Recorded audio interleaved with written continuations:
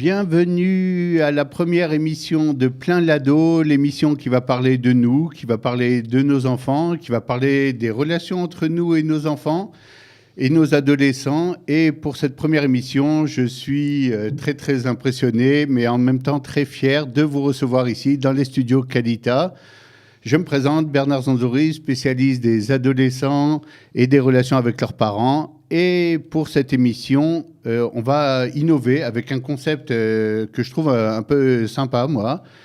Ça sera à vous de juger, mais en tout cas, le concept dit comme ça. 4 parties dans cette émission, 4 parties d'un quart d'heure. Première partie, je vous présenterai un invité. Mes invités seront tous des gens super sympas. Deuxième partie, on parlera de ce qui se passe dans le monde par rapport au sujet que je vous présenterai. Et on verra que notre invité sera très, très éclairé puisqu'il commentera avec nous cette actualité. Dans la troisième partie, on discutera technique, comment concrètement on peut réussir à faire passer nos idées, techniquement parlant. Ça sera la troisième partie. Et dans la quatrième partie, vous aurez la parole, vous les auditeurs, et vous pourrez nous raconter tout ce que vous voulez et poser toutes les questions que vous désirerez. Alors, pour l'émission d'aujourd'hui, pour la première de Plein Lado, on a choisi un sujet, c'est comment réaliser ses rêves, comment aller jusqu'au bout de ce qu'on est nous-mêmes. Ça porte un nom, ce concept, mais pour vous en parler, j'ai invité peut-être une des plus grandes spécialistes en Israël de ce domaine, Nathalie Garçon. Nathalie est une amie, donc je vais la tutoyer pendant l'émission, mais c'est en même temps un personnage qu'il fallait vraiment connaître. Nathalie, bonjour. Bonjour Bernard, comment vas-tu ? Très très bien Nathalie. Nathalie, parle-nous un tout petit peu d'abord de ton parcours. Qui es-tu? Quand est-ce que tu es arrivé en Israël? Qu'est-ce que tu as fait avant dans ta vie? On veut tout savoir sur toi, comme ça après on sera tous à l'aise et on pourra commencer à discuter vraiment de notre sujet. D'accord. Bah, écoute, en fait, moi je suis en Israël depuis maintenant 14 ans. J'ai fait mon Aliyah en 2004. Avant de venir en Israël, j'étais déjà consultante en entreprise. Je conseille des entreprises en stratégie, en business développement. Et quand je suis arrivée en Israël, j'ai tout de suite pris des postes de directrice marketing dans le high-tech classique. Et puis au bout d'un moment, j'ai commencé à me poser des questions sur qui je suis, qu'est-ce que je fais là, des questions. Alors nous aussi, Nathalie, on se les pose. Ouais. Mais qui es-tu? Voilà. D'abord, c'est serait une émission sur les parents, sur les ados. Tu es mère toi-même? Ah oui, je suis mère, effectivement. C'est bien de le rappeler, on ne le dit pas tout le temps. Mais j'ai deux enfants, un garçon de 23 ans et une fille de 21 ans. Et tu en es très fière? Ah oui, c'est ma grande fierté. C'est vrai qu'aujourd'hui, l'adolescence est un peu loin, mais on est passé par des quarts d'heure pas simples. Et je connais le travail que tu fais avec les adolescents et je suis moi-même une fan, puisque les parents ont beaucoup besoin d'accompagnement à ce moment-là. Et c'est d'ailleurs très lié, comme tu le disais, au nouveau concept que j'ai sorti il y a quelques mois, qui est le concept du Born to Do. Alors, juste avant de rentrer dans le concept du Born to Do, d'abord, je suis content d'apprendre que tu as passé des quarts d'heure, de mauvais quarts d'heure, puisque notre émission est divisée en quarts d'heure. Ce quart d'heure t'est consacré à toi. Alors, qu'est-ce que c'est le Born to Do? Qu'est-ce que c'est que ce concept? Et comment tu as fait pour prendre un concept qui a l'air très, très abstrait et en faire quelque chose de très, très concret qui peut aider, des outils très concrets qui peuvent aider les parents au jour le jour? En fait, moi, j'aime bien parler de mon expérience personnelle parce que je pense que c'est ça qui parle, c'est ça qui fait comprendre comment, en fait, on est passé dans un processus pareil. Et c'est vrai que mon expérience personnelle, c'était que j'étais, comme je disais, dans le marketing, dans le business développement, dans la high-tech. Et puis, ça me plaisait, j'étais bien dans le conseil. J'ai même donné des conseils au gouvernement israélien par rapport à la Aliyah. J'ai mon nom qui a circulé un petit peu dans les milieux de la Aliyah francophone. Et puis, un jour, comme je disais, je me suis posé la question, mais qu'est-ce que je veux vraiment? Et paradoxalement, ça arrivait assez tard dans ma vie. Ça veut dire que beaucoup de gens, je pense, se posent cette question, mais des fois, on oublie, on est rattrapé par la vie, on a les enfants, comme tu sais, on a le travail, on a la Aliyah, on a tellement de choses techniques et on oublie vraiment qui on est. Voilà. Alors, on est quand même dans les studios Qualita, on parle beaucoup ici de Aliyah. Effectivement, tu avais vu à l'époque dans l'équipe de Dov Maimon, c'est ça, qui faisait un rapport pour le gouvernement. Touche-nous 2 mots sur ça quand même, c'est important. Écoute, en fait, c'est Dov qui m'a intégrée dans l'équipe. J'étais consultante donc en stratégie à l'époque, en freelance, et puis il m'a demandé de rejoindre une équipe avec 2 autres consultants, dont Barry Bartsion aussi, que je cite ici. Et on a été en fait appelé par le gouvernement israélien pour savoir comment améliorer l'Aliyah de France, des Juifs de France, et savoir finalement quels étaient les freins et les éléments moteurs de l'Aliyah de France. C'était l'époque de la grosse vague d'Aliyah. Tout et à donc, fait. c'était important de savoir quels moyens le gouvernement allait mettre et où placer cet argent, c'est ça? Exactement. C'était Tzarfat Trila, donc pour ceux qui l'ont connu. Et puis en fait, on a été en France faire des enquêtes, des groupes de discussion, vérifier quels étaient les moteurs et les freins. C'était très intéressant, qui pour moi avait fait mon alliage, j'avais mon histoire personnelle. Mais venir sur le terrain en France et poser des vraies questions aux Juifs de France qui se posent des questions sur Israël, ça m'a illuminé beaucoup. Et ce rapport d'ailleurs a atterri sur le bureau du Premier ministre. Donc à l'époque, ça avait fait beaucoup de bruit, effectivement. Alors moi, j'ai déjà une petite question, alors qu'on n'a même pas encore expliqué le concept. D'abord, le Born to Do, ça se traduit en français? Oui. Comment traduire ça? Le Born to Do, c'est ce que je suis né pour faire. Bon, c'est vrai que ça sonne mieux en anglais. Effectivement. Mais c'est finalement ma mission sur Terre. Mais quand je le dis en français, finalement, la mission sur Terre, ça fait un petit peu religieux, approche un petit peu... Ça fait un peu illuminer. Voilà. Quelle est ma mission? Alors, voilà. Qu'est-ce que ça veut dire concrètement? Voilà, quand j'ai commencé à me poser des questions, je me suis dit finalement, et c'est pour ça que c'est très lié à l'adolescence, je me suis dit, depuis l'adolescence, je me suis jamais vraiment posé des questions sur quel était mon rôle sur Terre ou qu'est-ce que j'avais vraiment envie d'apporter au monde. Alors, c'est vrai que ça paraît des questions un petit peu prétentieuses, mais je prétends, et j'ai vérifié ça depuis le temps que je travaille là-dedans, que beaucoup de gens se posent cette question en fait. Finalement, on a tous envie de contribuer, on a tous envie d'apporter quelque chose au monde, et c'est vrai qu'on a besoin d'apporter son salaire à la fin du mois et de financer sa famille. C'est clair que c'est notre premier besoin, mais finalement, apporter du sens dans sa vie, c'est aussi un besoin, j'allais dire, dans la pyramide de Maslow, qui est aussi beaucoup plus proche qu'on le pense. Alors, si je comprends bien, on est tous en train de travailler, on fait tous un boulot alimentaire. Alors, des fois, on a beaucoup de chance et puis on tombe sur un boulot qui rejoint, qui aurait pu être presque notre hobby et qu'on ferait avec un grand sourire, avec une grande joie. Alors, comment on arrive à concilier ces deux choses, à faire des choses qui ne soient pas juste alimentaires en regardant la montre, oh là là, encore 2 heures à tirer, mais pour être complètement, se sentir complètement plein de son travail, se sentir complètement dans le move comme ça, et sentir que, oh là là, il reste plus que 2 minutes, il y a encore tellement de choses à faire, tellement de choses à développer, ça serait presque le rêve ce que tu nous vends là. En fait, c'est ma théorie, et encore une fois, je l'ai prouvé avec beaucoup de cas très concrets dont on va parler plus tard. Ma théorie, c'est que finalement, on a tous un rêve à réaliser, on a tous un domaine dans lequel on sait qu'on va exceller. Et en fait, on se retrouve pris dans la vie, les études, on se marie, on fait des enfants, on trouve un travail, on paraît donc au plus urgent, mais il y en a toujours ce rêve qui nous parle. Et moi, j'ai dans mon bureau des gens qui viennent avec des rêves qui sont, comme tu dis, complètement détachés de leur réalité. Et le premier pas, on va parler après d'un petit peu d'outils techniques, mais le premier pas, c'est déjà de se poser la question. C'est déjà de dire pourquoi... Alors exactement, moi je me posais moi-même la question, comment tu arrives à ce public-là? Les gens finalement ont leur petite vie, se posent des fois des questions, ça arrive à tout le monde. Je sais que dans un bureau, moi je bossais en France des fois comme étudiant dans des bureaux, je voyais des types et le Born to Do, ils l'avaient même pas abordé, mais de temps en temps ça leur prenait, ils disaient mais quand même qu'est-ce que je fous là? Qu'est-ce que je fous dans cette banque? Moi je suis un mec, j'aime la pêche, j'aime les grands espaces. Alors comment on aborde un public? Comment vous faites une clientèle? En fait, finalement, je pense que c'est le degré de souffrance, on va dire. C'est-à-dire que c'est à quel point ça nous embête vraiment et à quel point ça nous empêche ou de dormir ou de se lever le matin avec Donc, la pêche. Donc tes clients sont des gens en souffrance? C'est des gens en tout cas qui sont en recherche, je dirais. Les miens aussi, on en parlera voilà, tout à l'heure. Tout à fait. Ils sont en recherche, effectivement. Ouais, ils sont en recherche de quelque chose et je pense vraiment qu'on est tous en recherche de quelque chose.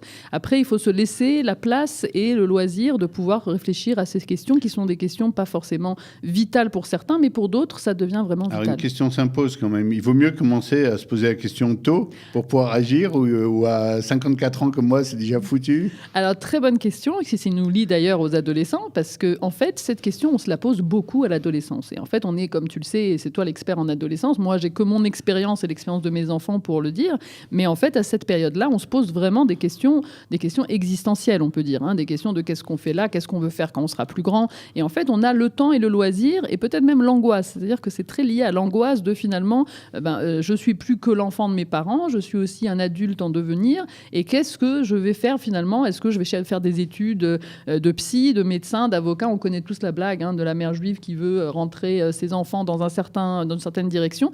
Et en fait, à l'adolescence, on se pose vraiment ces questions, mais malheureusement, on n'a pas les moyens forcément de le réaliser. Donc pour répondre à ta question, il n'y a pas de bon moment pour se poser la question. Il faut éviter effectivement d'arriver trop tard, même si jusqu'à, on va dire, la dernière minute, c'est jamais trop tard. Mais le plus tôt on le fait, le plus on a des chances de vivre heureux. Et en même temps, on a quand même besoin de se connaître un petit peu. Donc c'est une balance entre les deux. Il y a quand même une question qui se pose, parce que moi, dans mon domaine, des gens arrivent une fois que c'est non pas trop tard, c'est jamais trop tard. Mais où le problème est déjà bien avancé, quoi. Ça va être dur de revenir en arrière, de changer les habitudes. Mais on a l'impression qu'il y a une espèce presque de honte à se connecter à ses rêves, comme si que c'était bon, j'arrête de fantasmer, comme si que notre société était devenue tellement pragmatique qu'on a cessé de rêver quelque part. On a mis ça de côté en disant bon, c'est pas économiquement parlant, c'est pas un bon modèle. L'argent, les pépettes, ça se fait au boulot dans des trucs qui sont embêtants, mais qui produisent des choses. Est-ce qu'on n'a pas oublié un peu l'humain derrière? Je suis très contente que tu poses la question, parce qu'en fait, mes compétences de consultante en business, en stratégie, en business développement, en fait, me permettent de transformer ce rêve en quelque chose de concret.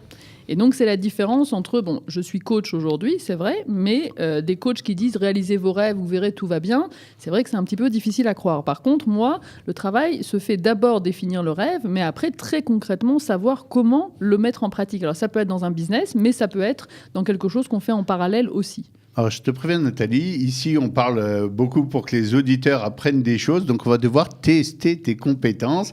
On va le faire de deux façons. Comme je l'avais dit tout à l'heure, dans le deuxième quart d'heure de cette émission, alors on va traiter des cas concrets qui se sont passés dans le monde. Il y a des histoires un peu tristes et puis il y a des histoires qui sont carrément amusantes.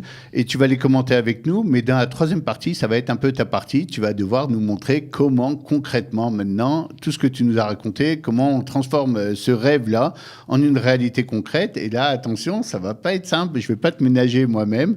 Je suis là aussi pour bousculer un peu mes invités et leur faire sortir ce qu'ils ont de meilleur. Avec plaisir, parce que c'est vraiment quelque chose qui doit résonner dans chacun d'entre nous. Il faut que ça soit compréhensible et audible pour tout le monde. Donc, bien sûr. Eh bien, on se donne rendez-vous tout de suite pour le deuxième quart d'heure. Notre deuxième partie d'émission, avec maintenant un petit tour du web pour voir si le Born to Do apparaît dans l'actualité aussi, et s'il y a quelque chose où Nathalie va pouvoir nous éclairer une fois de plus. Alors, moi, j'ai trouvé cette semaine quelque chose d'assez intéressant. Nathalie, je dois bien te l'avouer, et je vais regarder un tout petit peu ce que j'ai imprimé sur Internet, parce qu'il y a une journaliste qui s'appelle Stéphanie Sinclair et qui expose à l'Arche de la Défense à Paris. Et ce que j'ai découvert, c'est que son exposition, d'abord, est passionnante. J'espère pouvoir passer à Paris avant que l'exposition se termine pour aller voir. C'est en fait des photos de jeunes femmes, d'enfants, pratiquement, qu'on force à se marier. Et c'est valable pour le monde entier, on va y revenir. On se force à se marier à des gens de 30, 40, 50 ans, des fois. Beaucoup trop jeunes, bien entendu, pour se marier, à des âges fous. L'âge moyen, c'est 11 ans dans ces photos. Et les photos sont particulièrement parlantes. Alors là, on ne peut pas en voir ici, mais je vous assure que c'est à pleurer. Vous regardez les photos. Et en plus, Stéphanie Sinclair a choisi des photos.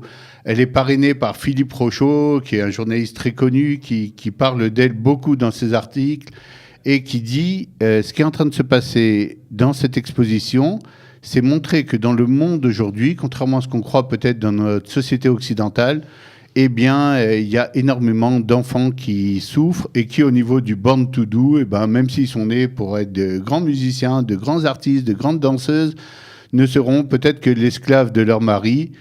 Vos impressions, Nathalie, sur cette triste histoire?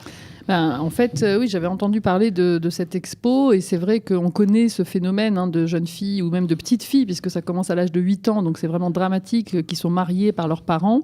Et c'est clair que dans le cas de notre contexte ici, où on parle d'adolescence, on parle de Born to Do, c'est des jeunes filles à qui on vole non seulement leur enfance et leur adolescence, mais, comme tu le dis justement, on vole aussi leur capacité de rêver.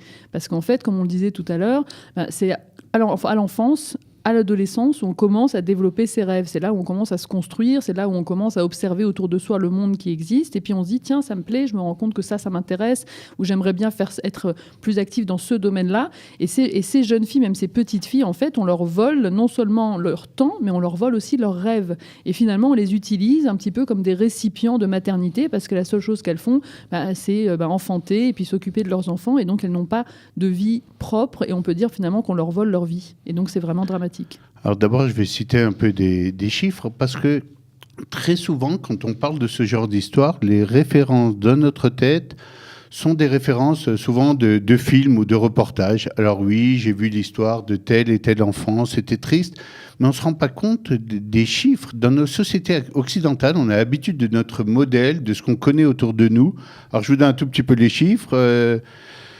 Toutes les 2 secondes, il y a une jeune fille qui devient une épouse contre son gré. Toutes les 2 secondes dans le monde, pendant qu'on parle, et dans cette émission, chaque jour, donc, à peu près 39 000 jeunes filles épousent quelqu'un contre son gré.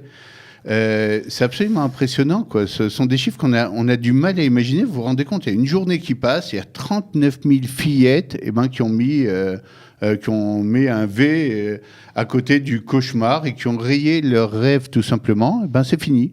Je ne rêverai plus, je ne vivrai plus. Je vais élever des enfants avec une espèce j'ai pas d'autre mot, de macro, d'espèce de bonhomme. Et attention, on ne touche pas simplement aux sociétés qui ont l'air le tiers-monde très loin. En Europe même, et en Europe de l'Est, il y a des milliers et des milliers de gens qui se marient contre leur gré, de fillettes qu'on pousse un peu à se marier avec des gens qui n'ont aucun scrupule et qui ne se posent même pas de questions.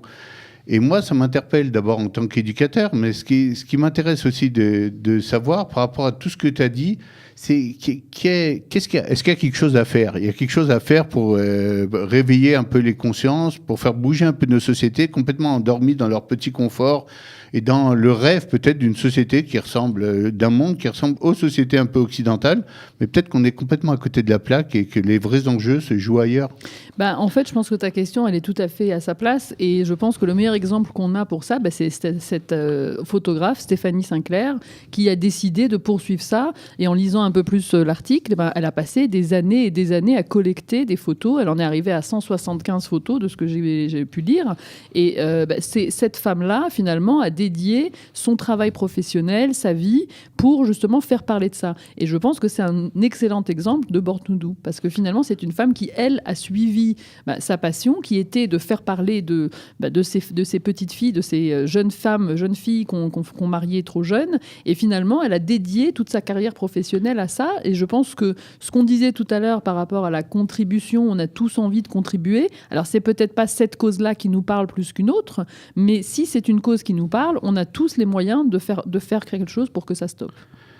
Et il y a quelque chose d'assez impressionnant d'ailleurs dans les photos qu'elle a prises, c'est qu'elle a essayé de faire ressortir aussi la beauté de ces femmes. Elle a pris des photos en couleur. Les filles sont habillées avec des robes chatoyantes.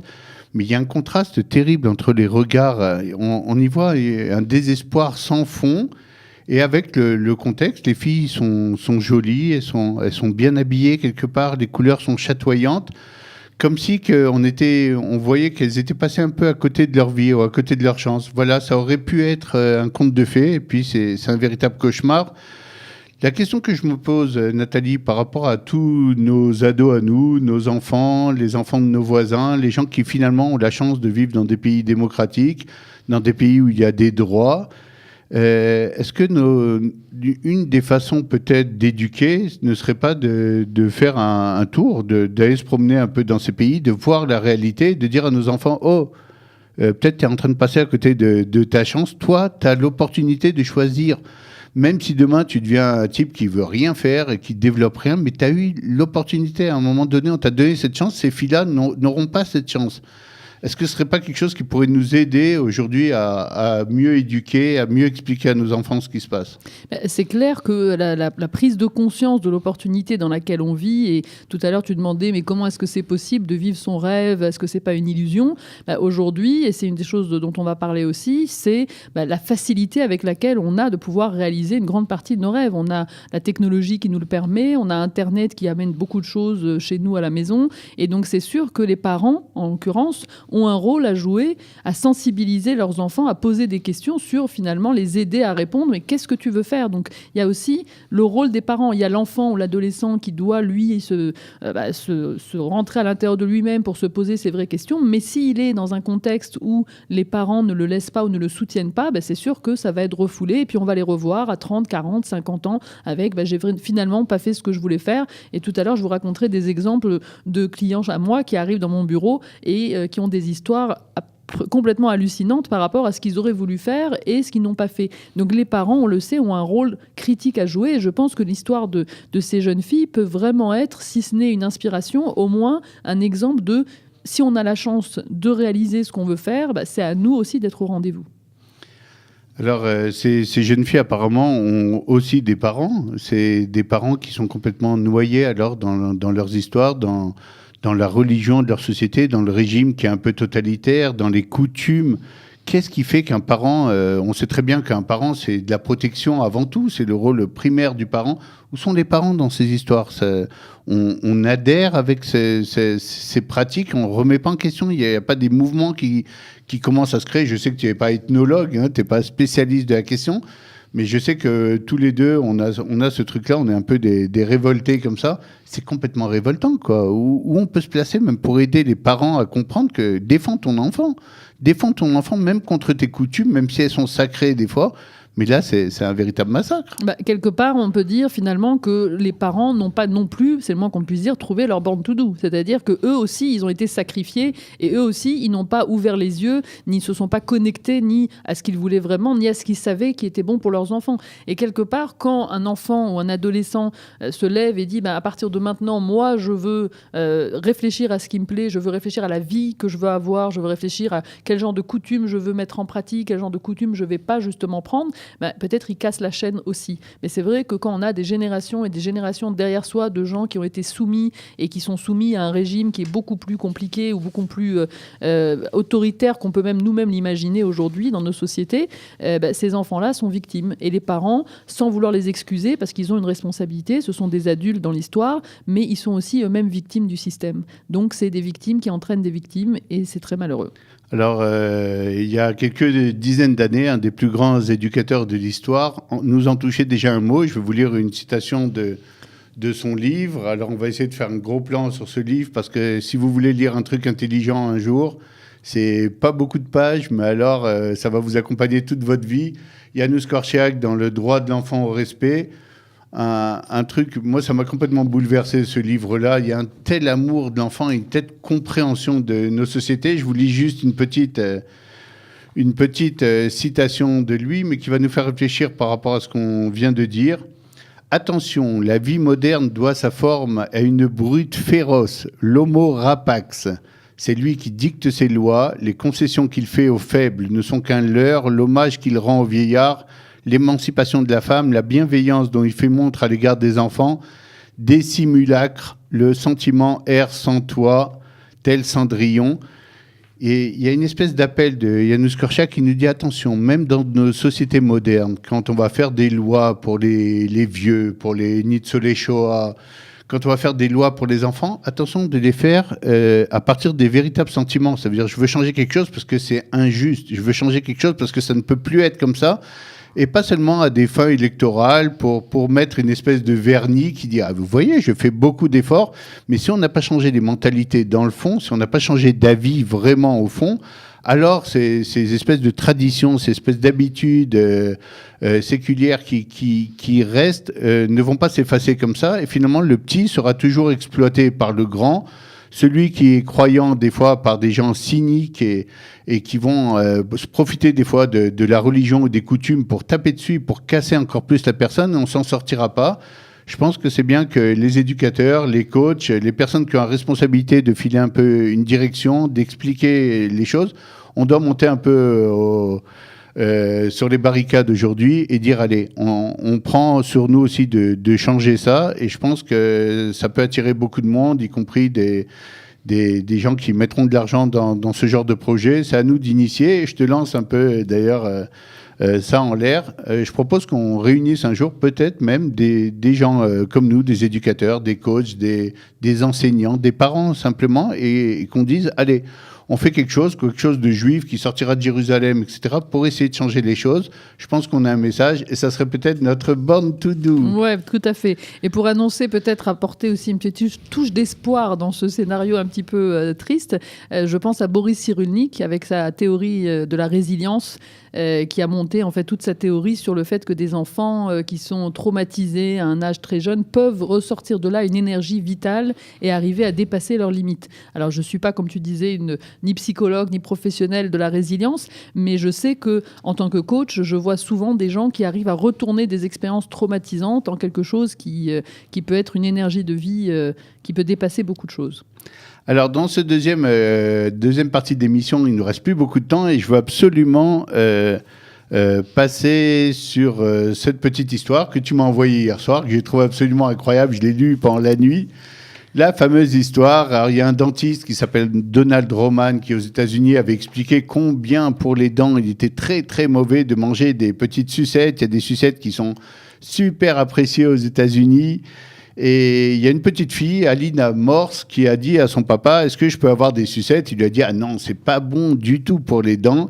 Et cette petite enfant de 11 ans a fait un truc absolument extraordinaire. Alors, c'est toi qui m'as envoyé l'histoire, raconte-la nous. Bah, écoute, moi, quand je suis tombée sur cet article, j'ai tout de suite été très sensibilisée parce que, voilà, comme toi, les adolescents, c'est clair, mais aussi les personnes qui, très jeunes, sont sensibilisées à leurs rêves et aussi ont les moyens de les réaliser. Alors, ça se passe aux États-Unis. On sait très bien comment les États-Unis sont très propices pour l'American Dream et pour réaliser ses rêves et pour arriver à faire de l'argent très tôt. C'est un phénomène qui existe aux États-Unis.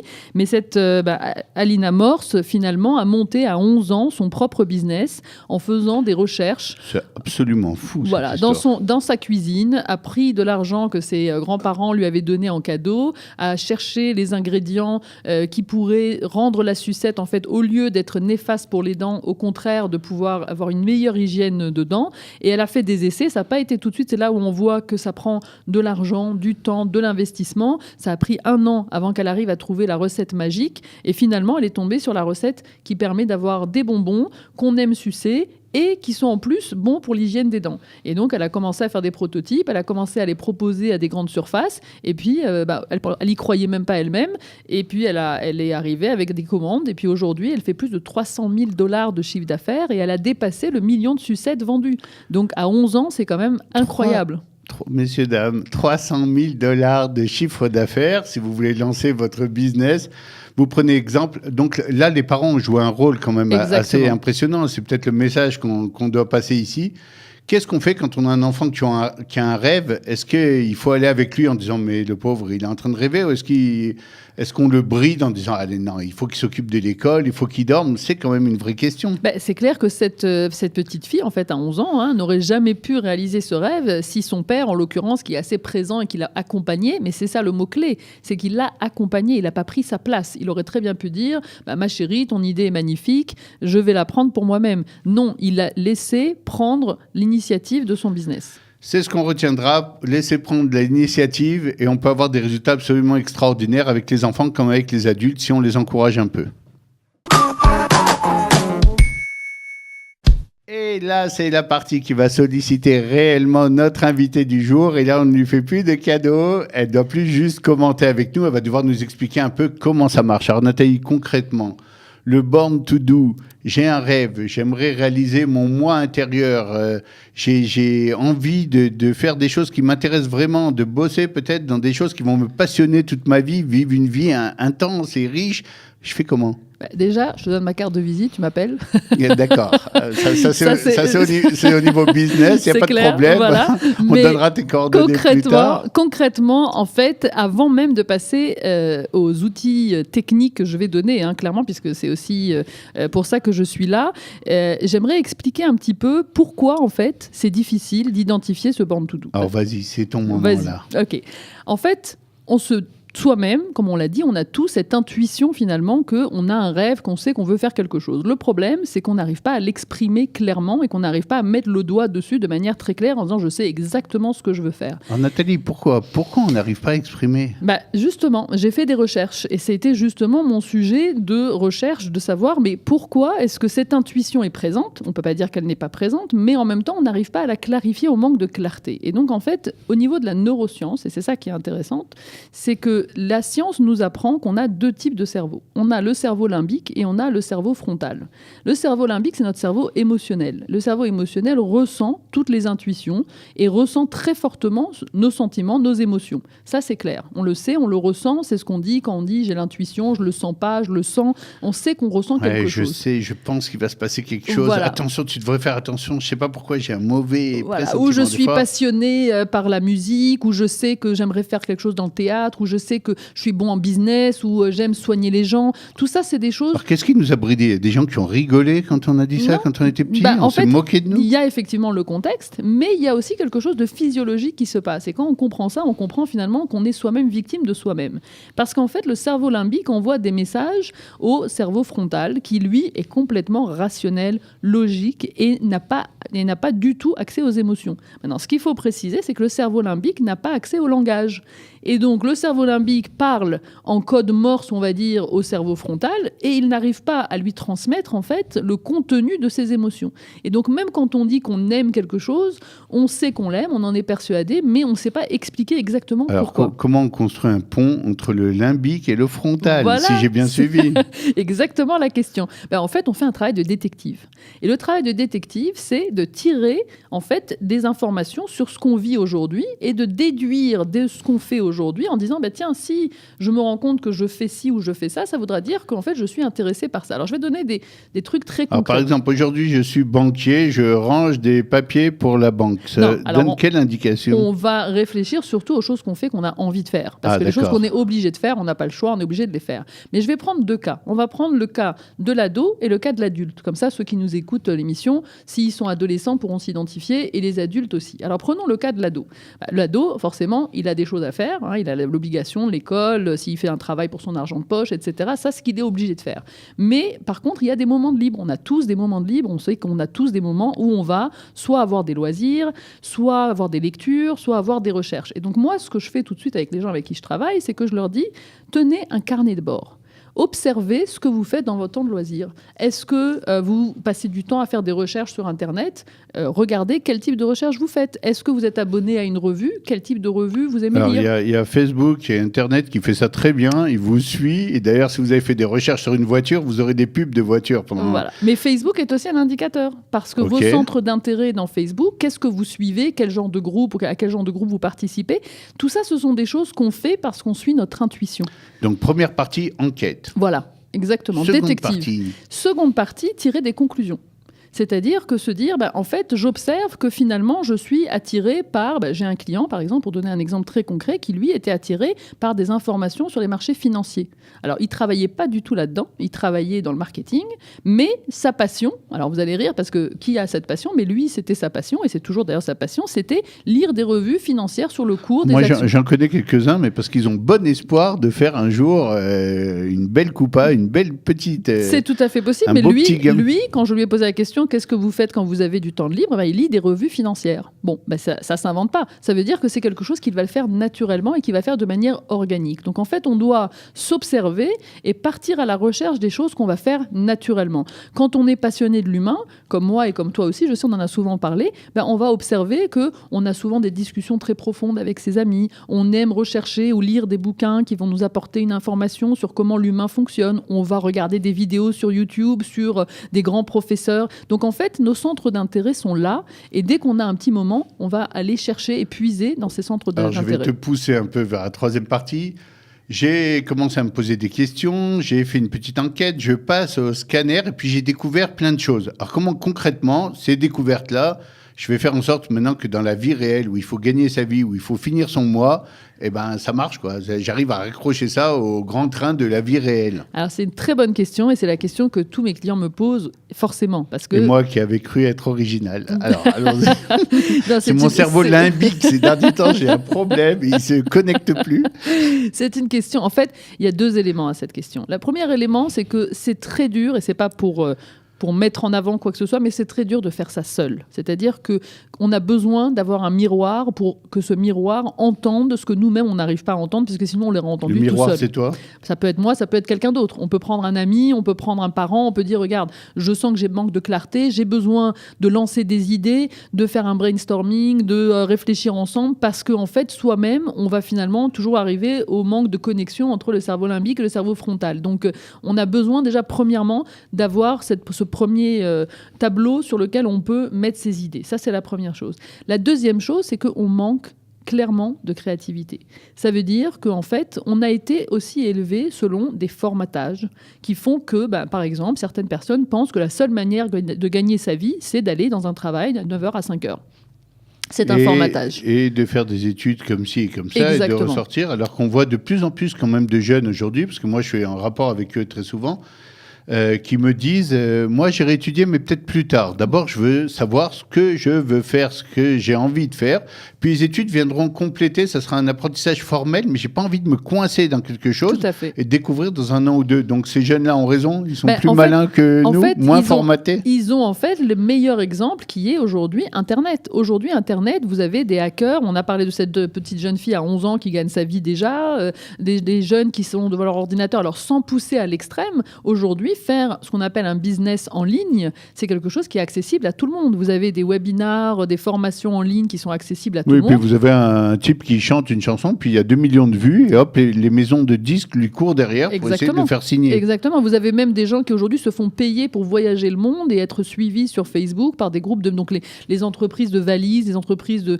compagnies aériennes, finalement, veulent sponsoriser leurs déplacements parce qu'ils veulent avoir la visibilité de ces jeunes. Donc c'est très possible. Par contre, c'est vrai, et je le reconnais, qu'il faut faire un switch. C'est-à-dire qu'il faut arriver à se dire, tiens, ce que j'ai pensé toute ma vie, c'est peut-être pas forcément. Maintenant, je précise, on n'est pas tous faits pour des business en ligne, on n'est pas tous faits pour voyager le monde. Certaines personnes voudront garder leur travail de 9h à 5h et c'est tout à fait louable. On n'est pas en train de dire la meilleure chose à faire, c'est quitter votre boulot, aller faire réaliser vos rêves. Pas du tout. Par contre, ce qu'on dit, oui, c'est ayez conscience de qui vous êtes et de ce que vous voulez faire et peut-être même que vous trouverez un travail de 9h à 5h qui rentrera dans le cadre de votre projet de vie. Ou bien, dans tous les cas de figure, gardez une place au moins dans la journée pour votre rêve et pour vos rêves. Sinon, vous allez devenir des raisins secs de la rêverie. Tout à fait. Et surtout, vous allez ne pas vous mettre au centre de votre vie et ne pas être aligné entre ce que vous devez faire et ce que vous voulez faire.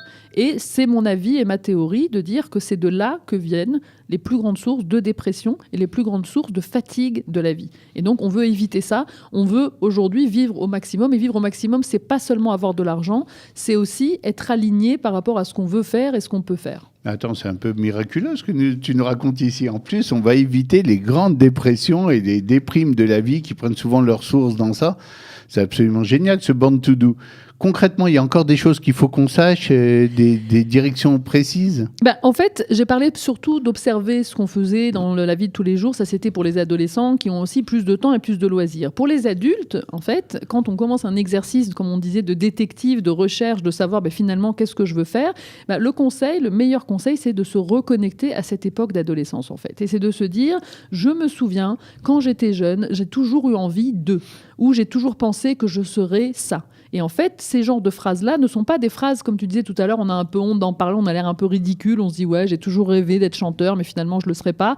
C'est possible, on ne sera peut-être pas chanteur, mais on pourra aller puiser dans quelle est la créativité qu'on aurait voulu exprimer à travers cet art. Et peut-être qu'on ne sera pas chanteur, on pourra peut-être travailler dans une maison de disques, on pourra peut-être travailler dans un contexte qui sera plus artistique, et on sera de nouveau connecté à qui on est. Donc pour les adultes, aujourd'hui, un des meilleurs conseils qu'on peut donner, c'est de tenir un carnet de bord en se disant finalement, quand j'avais 15 ans, à quoi je pensais, quelles étaient mes lectures, quels étaient mes centres d'intérêt. Et c'est forcément, et ça je le vérifie à chaque fois, c'est passionnant à voir, c'est forcément présent tout au long de la vie. Et donc ma théorie, c'est que le Born to Do, on pose souvent la question, est-ce qu'on n'en a qu'un seul ? Est-ce qu'il y en a plusieurs ?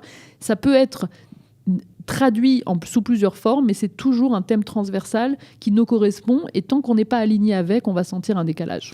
Alors Nathalie, j'ai la question de l'éducateur qui pense aux relations parents-enfants. Aujourd'hui, de plus en plus, on s'aperçoit que les ados ont leur téléphone, leur ordinateur, leurs préoccupations, puis ils ont l'impression que les parents sont un peu ringards, un peu avec leur boulot, leurs horaires, leur salaire. et on voit de moins en moins de connexions, de choses qu'on peut faire ensemble. Est-ce qu'un enfant peut être le miroir pour un parent de ses rêves ou vice-versa? Quel est le rôle qu'on peut jouer, parents vers les enfants et enfants vers les parents, pour essayer de servir justement de ce fameux miroir qui nous renvoie une image? J'avais un cas il y a 2 jours où des parents sont arrivés et disent notre enfant nous dit toujours, mais alors pourquoi tu te lâches pas? Pourquoi tu fais pas plus? Est-ce que l'enfant n'a pas saisi un peu instinctivement qu'il y a un changement qui commence à se profiler? L'enfant est à la meilleure place en fait pour le voir parce que lui, il est justement très proche de ses rêves et très proche de qui il est. Il est connecté à la nature même de qui il est. Et donc effectivement, ça peut être un miroir dérangeant pour certains parents. J'ai l'exemple d'une cliente qui est qui doit avoir 25-26 ans et qui est arrivée chez moi en disant qu'elle était complètement désœuvrée parce que justement elle savait pas quoi faire, elle n'avait pas fait d'études, elle n'avait pas de travail, ses parents voulaient plus financer son train de vie. Et elle a justement été traitée par ses parents de personnes qui étaient déséquilibrées, jusqu'à qu'elle ait trouvé sa voie et qu'elle leur ait montré justement qu'elle avait un vrai projet professionnel et que c'était celui-là qu'elle voulait monter. Alors, tout ça, c'est super, mais maintenant, vraiment, il me manque la petite connexion. Les gens, tu as parlé tout à l'heure de formatage, effectivement, on a des habitudes. Comment on sort de ces habitudes? Comment on se prend en main aujourd'hui? Alors, on a compris, on peut te téléphoner, mais je pense qu'il y a une étape peut-être préliminaire, c'est de prendre conscience que si jamais, justement, on a du mal à se tirer du lit, des fois le matin, on n'est pas content de son salaire, on a l'impression de faire un truc qui n'est pas gratifiant, on n'est pas assez mis en valeur. En Europe, j'ai lu un rapport, de plus en plus d'employés se rebellent un peu en disant... Je suis bien payé des fois, je suis bien a priori dans un bon boulot, j'ai des employés sous moi, j'ai des patrons sympas, mais j'ai l'impression d'être exploité à 10% de mes capacités. C'est un truc qui porte un nom que j'ai oublié, mais qui commence à faire de plus en plus d'émules, exploiter mes capacités. Alors, d'accord, je dois passer ma journée ici, mais utiliser 100% de ce que j'ai envie de faire, de ce que je sais faire, ça peut aider à la production, ça peut aider en tout cas à me rendre plus heureux dans mon travail, vous allez être gagnant. C'est vrai, vous le constatez, je dis vous, je suis repassé, tu m'as impressionné avec tout ton raisonnement, les deux cerveaux. Nathalie, est-ce que tu le constates aujourd'hui? Mais est-ce que tu constates que ça bouge, effectivement? Ça commence à démarrer ce phénomène-là. C'est plus que le constater, et ce que tu dis est tout à fait juste. Il y a des études et des sondages et des recherches qui sont faites et qui montrent comment, aujourd'hui, plus de 50% des gens qui ont été interviewés, c'est la Harvard Business Review qui a fait un sondage donc, sur plusieurs dizaines de milliers d'employés, qui ont dit que 50% de ces employés ne s'identifiaient pas du tout avec la cause de leur entreprise. Et donc, ils venaient, comme tu dis, pour leur salaire à la fin du mois, mais n'avaient aucune connexion avec leur entreprise. C'était celle-là ou une autre. Et d'ailleurs, on sait bien comment on peut changer d'entreprise aujourd'hui. Et ils faisaient le lien dans leurs études, justement, en disant comment ça contribuait à leur potentiel, alors peut-être pas de dépression, mais en tout cas potentiel de mal de vivre, parce que ne pas s'identifier à la société avec laquelle on travaille ou dans laquelle on travaille, ça nous donne en fait un manque de sens et un sentiment de vide. Voilà. Alors Nathalie, on va passer maintenant aux questions des auditeurs. On va essayer d'écouter concrètement dans la vie qu'est-ce qui se passe, comment les gens abordent ça, est-ce qu'ils sont un peu désemparés, puis si on peut les aider maintenant en direct. Avec plaisir. On va essayer de faire en sorte que notre émission n'ait pas été juste théorique et vaine. Si on peut aider et réparer des choses, les arranger ou les traiter maintenant en direct, on va le faire. Avec on plaisir. compte sur toi. Oui. Reste encore un petit quart d'heure. Je suis là. T'as la pêche encore? Tout va bien. C'est bon, on y va. 4e rubrique et dernière partie de notre émission avec notre invitée Nathalie Garçon. C'est votre tour à vous les parents, à vous de nous poser des questions et de nous raconter concrètement qu'est-ce qui se passe dans les maisons, comment on aborde le Born to Do, qu'est-ce qu'on fait avec, et puis on va essayer de vous filer un coup de main. Que ce soit au niveau éducatif, au niveau d'éducateurs, spécialistes, un peu de toutes ces questions, et au niveau du coach et de la spécialiste du Born to Do. Alors, qui a-t-on en ligne? Oui. Allô? Oui, bonjour. Bonjour. Alors, bonjour Bernard, bonjour Nathalie. Bonjour. Bonjour. Alors, c'est Amélie, c'est ça? Oui, voilà, Amélie Ababou. Amélie, bonjour. Alors, quelle est la question qui te préoccupe? On se tutoie. J'ai trouvé le sujet très intéressant. Et il y a quelques jours, j'ai eu une discussion avec mon fils qui a 10 ans. Et C'était en fait la question de savoir en gros qu'est-ce que tu as envie de faire plus tard, qu'est-ce qui t'intéresse, qu'est-ce que tu te vois comment quand tu seras grand, etc. Et donc là, il m'a dit qu'il voulait être chanteur. Donc j'ai trouvé le sujet, ma foi, très intéressant et surtout assez atypique. Alors quelle sorte de chanson? Alors voilà, c'est ça. Et je lui dis, bon, d'accord, tu veux être quoi? Quel style de chanteur? Qu'est-ce que tu veux faire? Il me dit, non, en fait, maman, je veux pas être chanteur, je veux être rappeur. C'est beau ça. Alors, bon, ça faisait pas partie des métiers auxquels j'avais spécialement réfléchi pour mes enfants plus tard. Et donc là, je me suis dit que, en effet, peut-être que les enfants peuvent être très étonnants. Et est-ce que dans ces cas-là, ma question, elle est comme ça, en fait. Est-ce que dans ces cas-là, il faut les laisser rêver, il faut leur dire que oui, pourquoi pas mon fils, c'est super rappeur, c'est un génial métier. Ou est-ce qu'il faut leur montrer la réalité en leur disant que, je sais pas, on se lève pas un matin en disant on est rappeur. Il faut avoir quand même peut-être certaines qualités artistiques ou autres. Comment on fait, quoi? Alors, des qualités artistiques, on va en parler tout de suite. Mais Amélie, est-ce que tu sais poser ta question en rap? Non, moi j'ai jamais... La question en rap, dans plein l'ado, si t'en as pas marre, j'en ai plein le dos. moi j'aime bien tous ces trucs-là. Nathalie, qu'est-ce que tu en penses, toi? La question d'Amélie qui est très intéressante. Bravo, Très Amélie. intéressante, Amélie. Et déjà, je vous félicite pour l'âge, parce que commencer à 10 ans à poser ce genre de questions, c'est déjà un exploit, et c'est très bien de commencer à planter la graine de ce genre de questions à 10 ans. Donc déjà, c'est déjà un très bon début. Moi, je dirais, et tout à l'heure, on parlait des deux cerveaux, du cerveau limbique, du cerveau frontal, un qui est plus lié à l'émotion, l'autre qui est plus lié à la partie logique.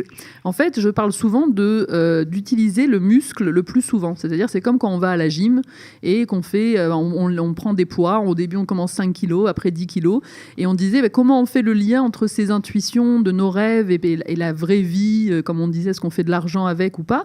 C'est un petit peu comme quand on va à la gym, on ne va pas pouvoir lever des poids de 20 kilos tout de suite. Et moi, ce que j'aurais dit à votre fils, c'est que je l'aurais accompagné dans sa démarche, parce qu'on n'a pas envie non plus de casser un rêve à l'âge de 10 ans. On a envie de le laisser rêver, parce que pour l'instant, ça va justement lui permettre d'affiner ce muscle et de pratiquer de comment je passe du rêve à la réalité. Par contre, je l'aurais accompagné de manière concrète, comme vous dites, ça s'improvise pas, on apprend, et donc peut-être dire, si on veut réaliser son rêve, quel investissement en temps, en effort, peut-être même en argent s'il a de l'argent de poche, est-ce qu'il est prêt à investir dans des disques de rap, à quel point il est prêt à investir dans son rêve. Et je pense que très tôt, peut-être comme le papa de notre génie des sucettes, très tôt, on peut leur apprendre, si on a un rêve, on peut investir dedans, et à son niveau, il pourra commencer à réaliser sa passion. Peut-être que par lui-même, et ça arrive très souvent, on le sait, il va arriver à un certain âge où il va se rendre compte que être rappeur, c'est pas si facile que ça, il a peut-être pas ni les capacités, ni on va dire l'aspect financier.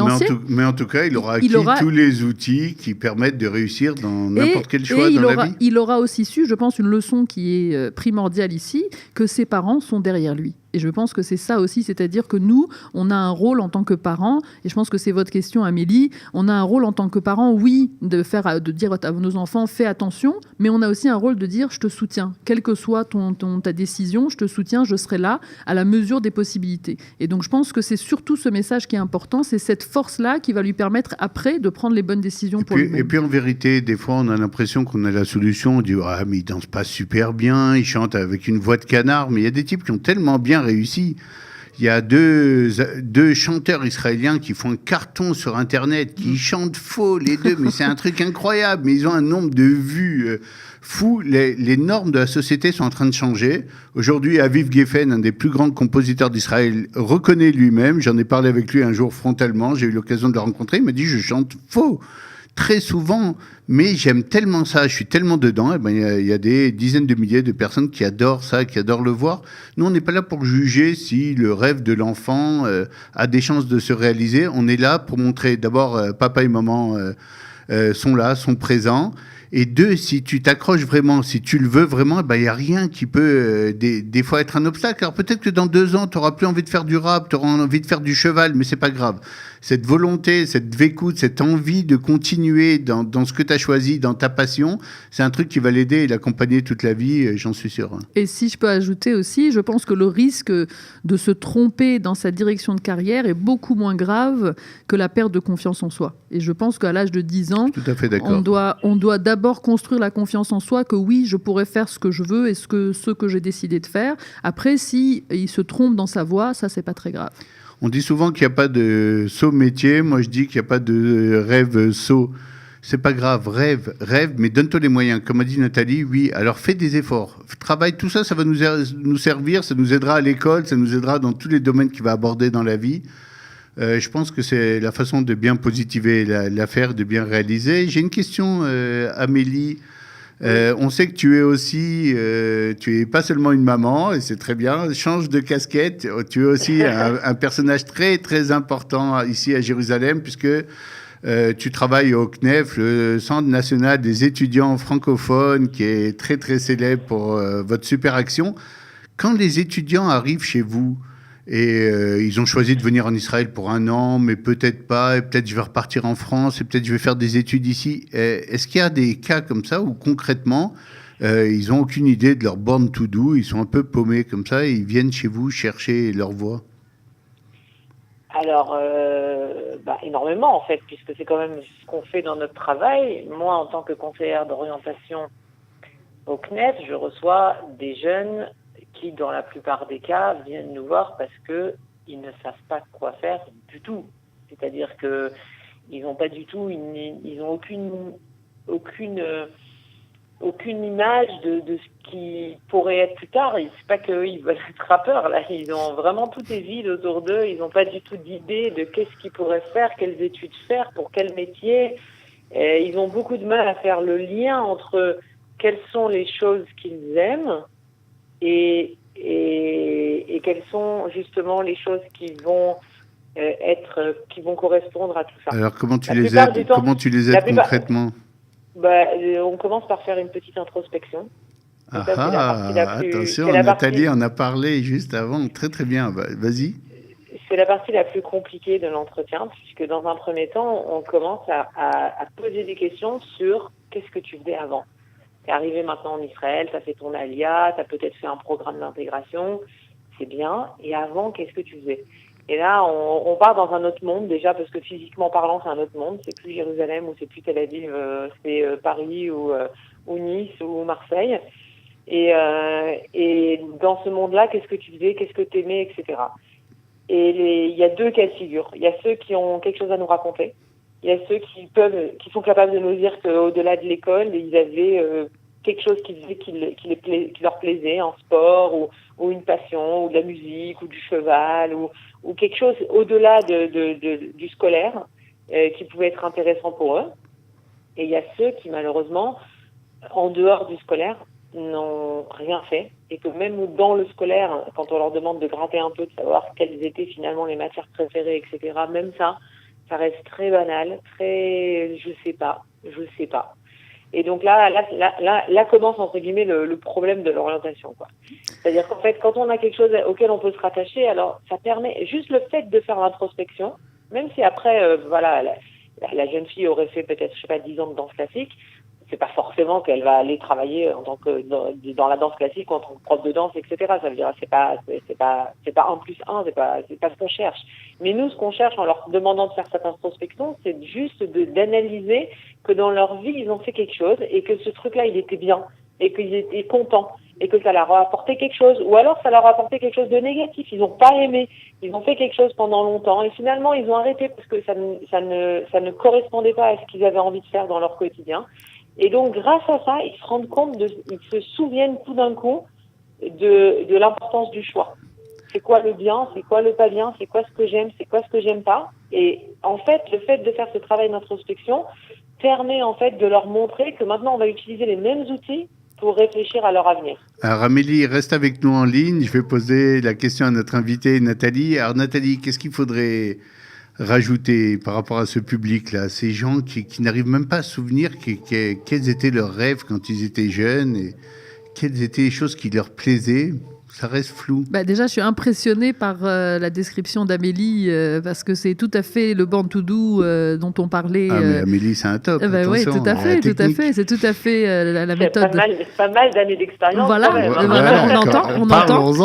on entend ça, tout à fait. Et c'est exactement, j'allais lier avec votre fils, le rappeur. Je pense que votre fils, en continuant dans cette voie avec ses parents qui le soutiennent, à un âge plus avancé, à 18, 20 ans, au moins il aura cette passion à laquelle il pourra se rattacher, comme vous le disiez, justement, ceux qui ont... Se souvenir. Se rattacher ou se détacher. Exactement. Il aura eu son expérience. Et se souvenir de parents qui étaient derrière et de gens qui étaient bienveillants et qui voulaient que tu réussisses. Tout à fait. Alors, dans le cadre de mon processus de coaching, dans lequel j'accompagne énormément de gens qui ne sont pas forcément que des entrepreneurs, mais qui sont aussi des gens, justement, à la recherche de leur Born to Do, de leur passion, je suis tout à fait d'accord avec Amélie que le plus compliqué, c'est d'attraper ceux qui pensent ne n'avoir aucune passion. Et dans le cadre du coaching, on a des outils et des méthodes pour aller gratter beaucoup plus loin.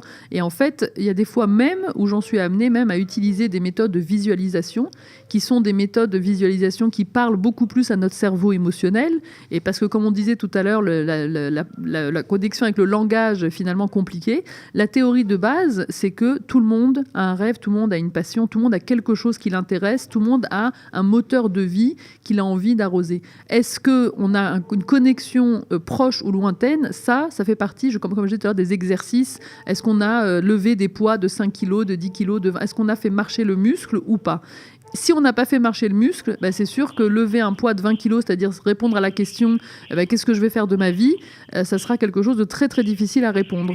Mais j'entends tout à fait ce que vous dites, les exercices qu'il faut faire régulièrement et aller puiser très très loin et très profond les réponses. Alors, on va dire merci à Amélie.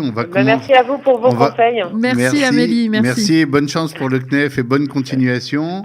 Merci. Allez, on est dans les dernières minutes de l'émission. Je vais commencer à me séparer, à grand regret de mon invité du jour qui a été pour moi extraordinaire aujourd'hui. Merci Bernard. Elle nous a expliqué les techniques, elle a expliqué les deux cerveaux. Moi, je connaissais des gens qui n'avaient pas de cerveau du tout. Je ne voyais pas du tout comment on connectait tout ça.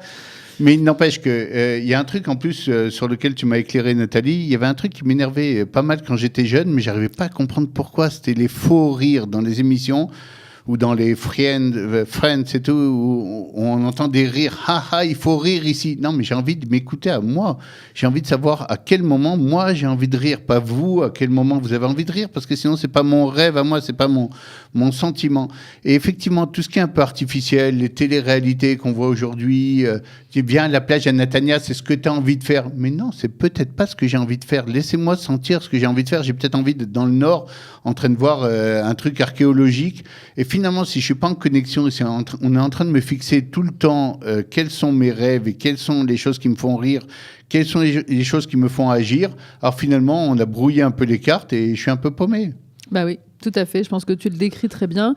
Et la prise de conscience, en fait, qu'on a ce décalage, c'est déjà le début vers la solution. C'est exactement ça. C'est-à-dire que déjà se poser la question et déjà commencer à se poser la question en des termes de qu'est-ce que je veux vraiment, où est-ce que j'ai envie de rire, où est-ce que j'ai pas envie de rire, qu'est-ce qui m'intéresse. C'est ça qui va être déjà ouvrir la porte à des réponses qui sont peut-être plus intéressantes. Alors, merci Nathalie. Se poser la question est déjà le début de la solution. C'était la première de Plein Lado. Merci à vous de nous avoir suivis et de nous suivre pour ces prochaines semaines. On aura encore plein de sujets intéressants. En tout cas, pour cette première, merci à vous et au revoir depuis les studios Kadita. Merci Bernard. Au revoir.